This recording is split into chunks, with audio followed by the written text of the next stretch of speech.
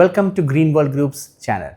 Once again, I am Shanker Sreekumar with you. We are so glad to have you with us today, and in this video, we will be discussing the NEBOSH OB malpractice policy, which is an essential part of maintaining the integrity of your NEBOSH qualification.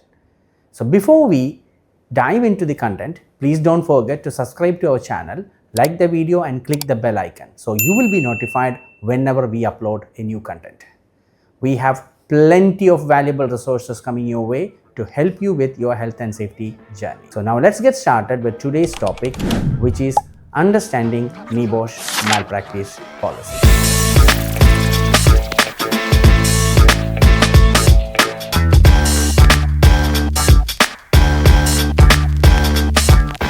So, introduction to NEBOSH malpractice policy. As I said earlier, in this presentation, we are going to discuss about the NEBOSH malpractice policy, which is an essential aspect of NEBOSH commitment to maintaining the integrity of its assets. So, what is this malpractice? Malpractice refers to any action that could give an unfair advantage or undermining the fairness and credibility of NEBOSH assessments. It is important for both learners and learning partners to understand this policy, as it ensures that qualifications are awarded based on merit and that the value of NEBOSH qualifications remains intact. NEBOSH is committed to protecting the integrity of its assessment, and as such, any suspected malpractice is thoroughly investigated. If malpractice is confirmed, appropriate sanctions are applied. So what we are going to do is that on our next slide, we will be discussing in detail about various types of sanctions,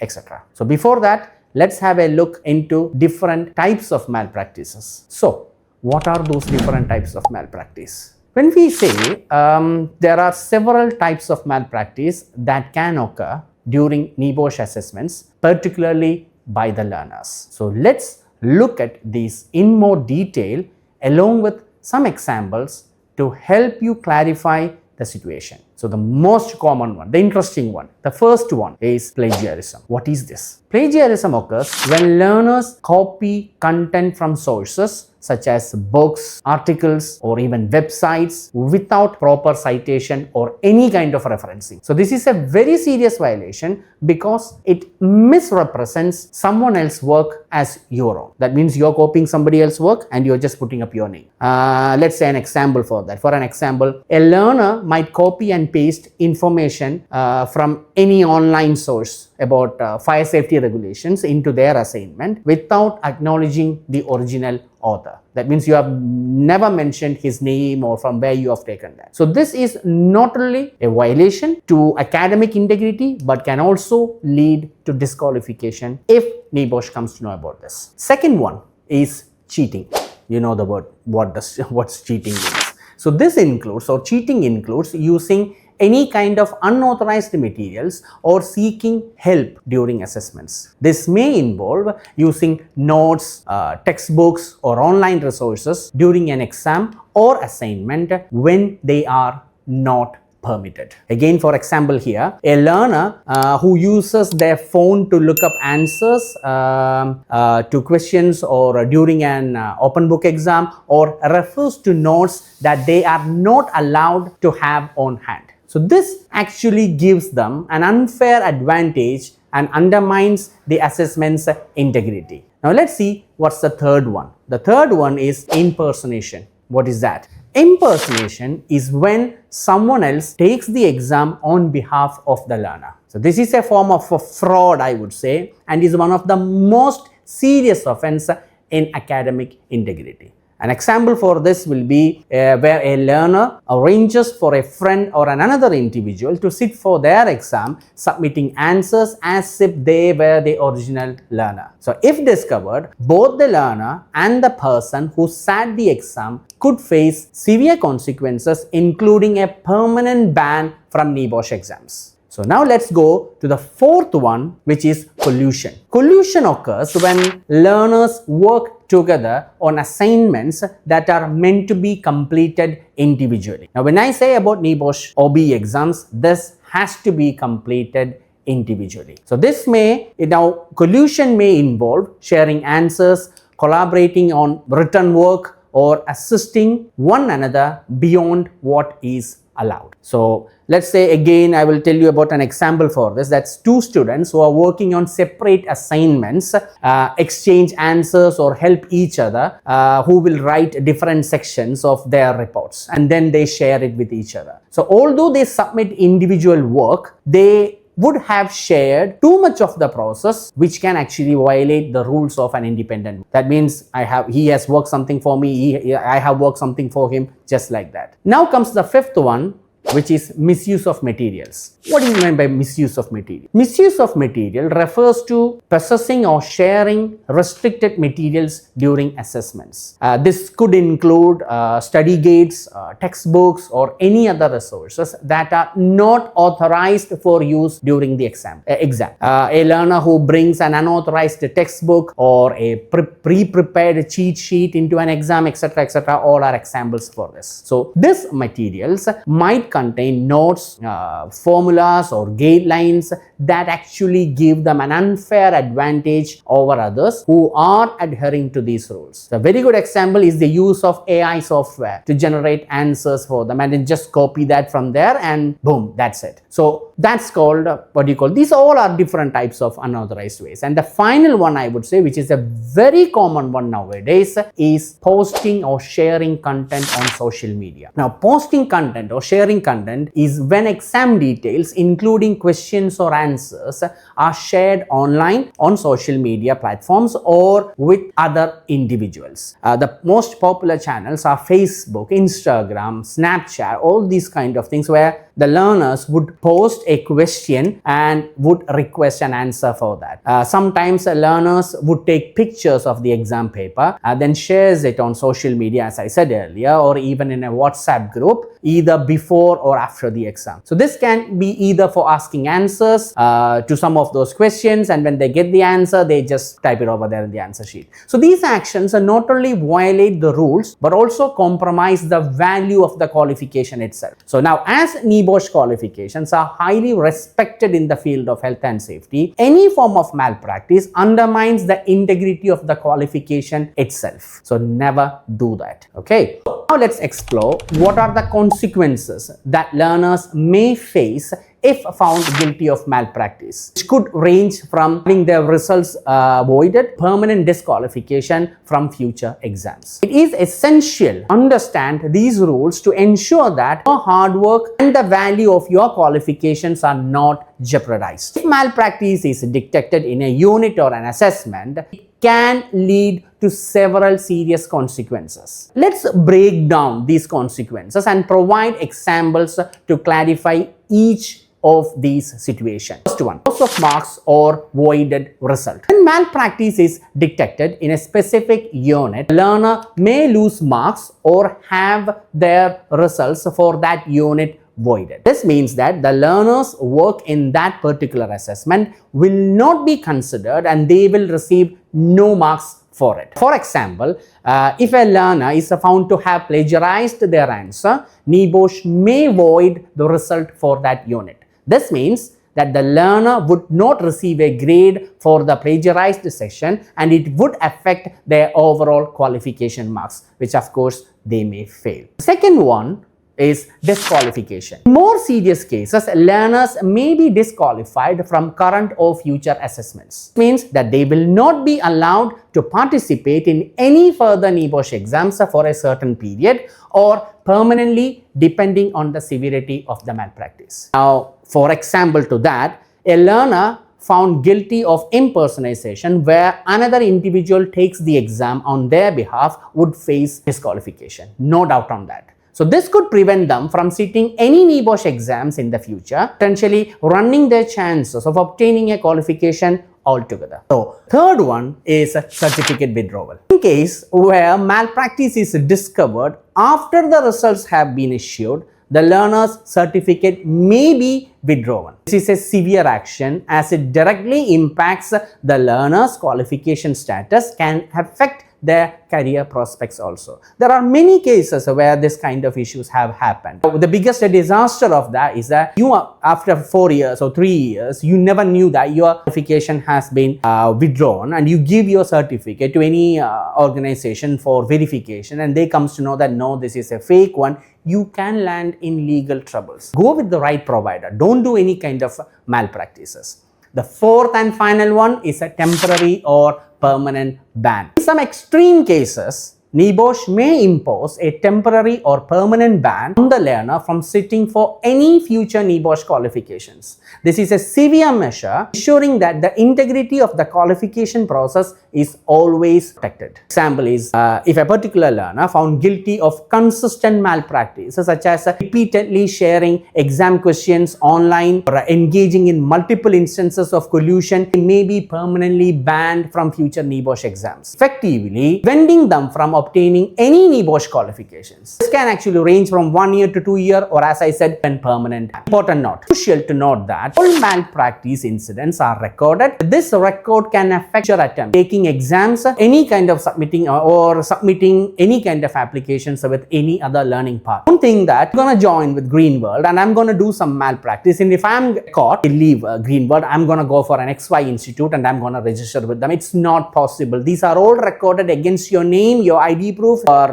roll number. Even if you approach another provider, you won't be registered. If a malpractice is detected, it may not only impact the current exam but could also have long-term consequences on a learner's future qualifications and career opportunity. So now let's take a quick or a closer look at how NEBOSH handles these incidents. NEBOSH investigates each case thoroughly and applies the appropriate sanctions based on the severity of the malpractice, which I have explained previously. So their approach ensures that the qualification remain credible and that only those who follow the rules receive certification.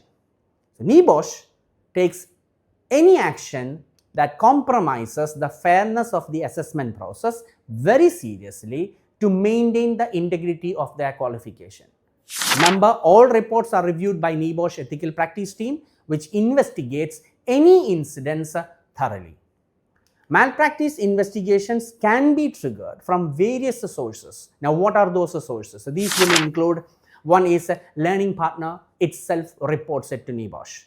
If any discrepancies or irregularities are noticed during the closing interview or through the simple assessment process, then the learning partner may raise a report for further investigation. So it can also be done on an internal quality checks by using an anti-plagiarism software which NEBOSH employs. Say for example, one such tool is Turnitin, where all reports go through this particular software and are stored for future references. So beware of that. And the final reports from learners, the second one, I would say not the final one, sometimes reports from learners or other learners, I would say we can call them as whistleblowers. On occasion, learners, or as I said, we can call them as whistleblowers, themselves may report a suspected malpractice, bringing attention to issues that need investigation. So if an investigation is initiated, both the learner and the learning partner will receive an investigation letter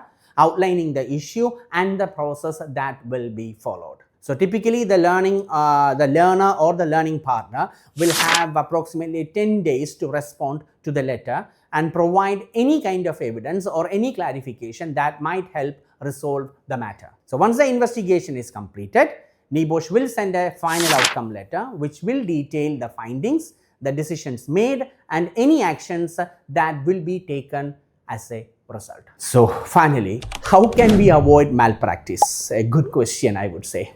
It's all in your hand. To ensure that you don't get involved in any kind of malpractice during your NEBOSH assessment, it's really important to follow few simple rules. So by doing so, you will help maintain the integrity of your qualification and also ensure that it is awarded based on your hard work. So let's go through these best practices in more detail. The first one, complete the assessment independently. Always remember that your assessments are meant to be completed by you and only you. Do not rely on anyone else for any kind of help, and don't look for assistance in social media or any other platforms during your exam. Please note that NEBOSH carefully monitors all these kind of social media platforms, etc. So the assessment is a test of your own understanding and knowledge, and it's important that it reflects your personal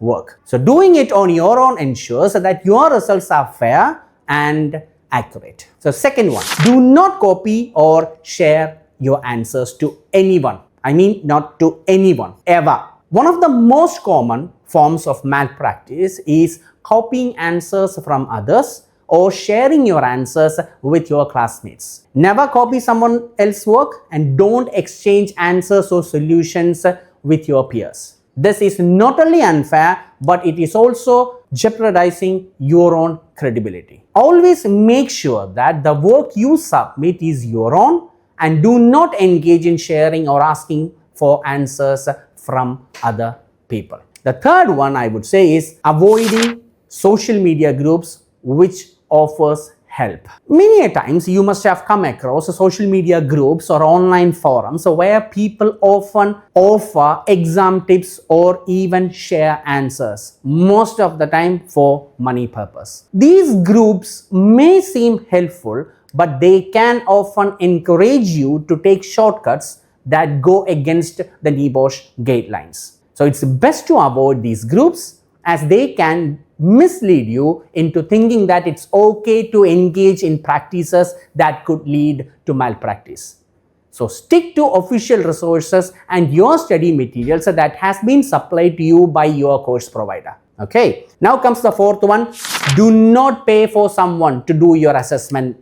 We call it as proxy writers, the most dangerous one. Never pay someone else to complete your assessments for you. Not only this is unethical, but it's also against the rules. You are responsible for your own learning and for completing your assessments independently. If you ask someone else to do it for you, you are undermining the whole process of the qualification and the hard work you have put into your studies. So that's absolutely unacceptable. Now the fifth one is read and follow NEBOSH exam rules. Before you begin your assessment, it's crucial that you take the time to read and understand the NEBOSH exam rules. So these rules are in place to ensure that the process is fair for everyone and to maintain the credibility of the qualification. By familiarizing yourself with these guidelines, you will know what is expected and what is not allowed during the exam. If you are unsure about anything, always ask your learning partner for clarification, not to any other third party. And finally, use only permitted materials. When you sit for your exam, make sure you use only the materials that are allowed. This could include certain reference books, guidelines, or online resources that NEBOSH has approved. Every course provider has to use a material that has been approved by NEBOSH. So anything outside that is considered unauthorized, and using such material could lead to malpractice allegations. So if you are ever uncertain about what materials you can use, reach out to your learning partner for clarification before the exam begins. So by following these straightforward guidelines, you can ensure that your NEBOSH qualification truly reflects your own efforts and skills. It will also help you maintain your academic integrity, so you can be proud of the hard work you put into achieving your qualification. Stay honest, stay focused, and remember that your credibility is far more valuable than any shortcut or any easy way out. So finally, to wrap things up, maintaining academic integrity is about much more than just following the rules. It's all about respecting the value of your qualification. There is no point that you take a qualification by doing any kind of cheating. You will fail in interview. One day or the other, you're gonna get caught. So by sticking on to NEBOSH standards, you are helping to support a professional community that is trusted, respected all around the world. Remember, the effort, education, and the integrity that you put into your assessments will have lasting impact on your career and your professional growth. So thank you all for listening, and I hope the presentation has clarified why adhering to NEBOSH malpractice policy is very important. So best of luck with your studies and stay true to the values of integrity in all your work. So before I stop, once again a kind request, don't forget to subscribe to our channel, like the videos. Take care. Bye.